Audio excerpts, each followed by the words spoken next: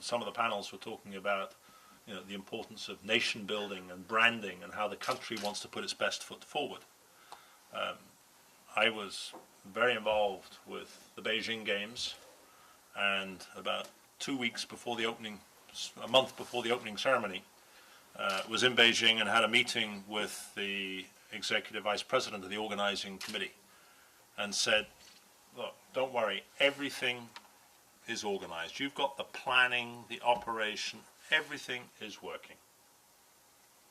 So if I can, maybe just one single word of advice that will transform how these games are remembered.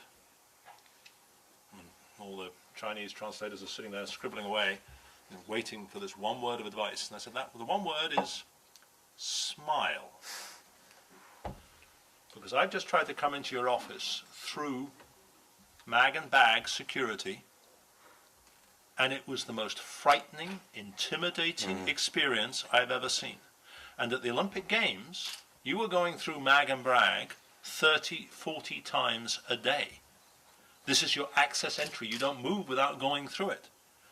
And if you have 100,000 of your brightest and best elite troops scaring the living daylights out of all of your guests, I'm not sure that's the image you necessarily want to remember. So all I'm going to say is smile.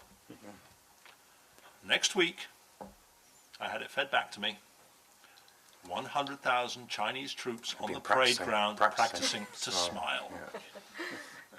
And I came back a month later, and the executive vice president came straight up to me and said, notice anything different? And they were all smiling. You still had to go through the security, but they had trained their elite forces to smile, and it transformed image and everything. And what Rio is bound to see and should address more specifically.